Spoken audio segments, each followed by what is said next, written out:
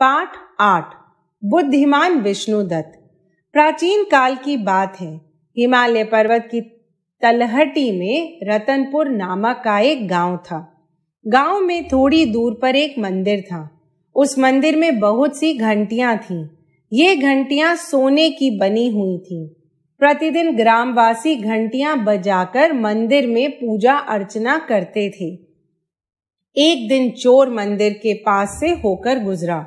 उसने मंदिर में सोने की घंटियां लटकी हुई देखी। उन्हें देखकर चोर के मन में विचार आया, क्यों न मैं ये घंटियां चुरा लूं? इन्हें बेचकर काफी धन एकत्र किया जा सकता है। यह सोचकर चोर ने मंदिर से सोने की घंटियां चुरा ली। चोर घंटियां लेकर जंगल से गुजर रहा था। जंगल में उसे एक शेर मिला। उस शेर ने चोर को मार डाला। घंटियां बंदरों के हाथ लग गईं। वे पेड़ों की ऊंची डाल पर बैठकर घंटियां बजाने लगे। एक दिन एक शिकारी उस जंगल में शिकार खेलने आया। उसने घंटियों की आवाज सुनी। शिकारी ने वहां चोर की लाश पड़ी हुई भी देखी। शिकारी भयभीत हो गया।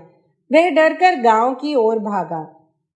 शिकारी ने जंगल में पड़ी लाश के विषय में गांव वालों को बताया। गांव वालों ने जंगल में जाकर लाश उठाई और उसका अंतिम संस्कार किया। घंटियों की आवाजें फिर भी जंगल से आती रहीं। गांव वालों ने सोचा कि कोई राक्षस मंदिर की घंटियां उतार ले गया है। वही जंगल में घंटियां बजाता रहता है। जो भी व्यक्ति उधर जाता है, राक्षस उसे मार डालता है। गांव वालों ने भय के कारण उस ओर जाना ही बंद कर दिया। सभी गांव वाले मिलकर गांव के मुखिया के पास गए। उन्होंने मुखिया से विनती की कि वह राक्षस से मुक्ति दिलाने का कोई उपाय करें। मुखिया ने गांव में घोषणा करा दी कि जो भी गांव को राक्षस से छुटकारा दिलाएगा उसे पुरस्कार दिया जाएगा। उसी गांव में विष्णुदत्त नाम का एक बुद्धिमान युवक रहता था। उसने यह कार्य करने का दृढ़ निश्चय किया। विष्णुदत्त ने जंगल में घंटी बजने के स्थान की जानकारी शिकारी से प्राप्त की। विष्णुदत्त बहुत से फल लेकर जंगल में शिकारी के बताए स्थान पर जा पहुंचा। उसने छिपकर वहां का निरीक्षण किया। विष्णुदत्त ने जान लिया कि घंटियों की आवाजें पेड़ों की डाल पर से आ रही हैं। पेड़ों की डालों पर बैठे बंदर मजे से लगातार घंटियां बजा रहे हैं। विष्णुदत्त ने फलों को एक एक करके पेड़ों के नीचे फेंकना आरंभ कर दिया।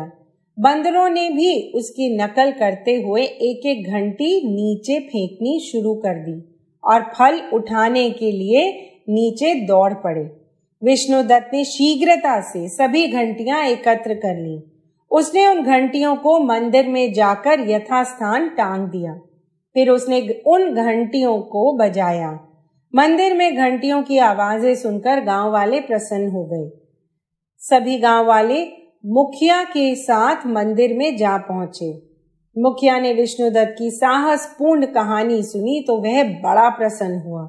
उसने विष्णुदत्त के इस बुद्धि बल की प्रशंसा की और उसे बहुत बड़ा पुरस्कार दिया।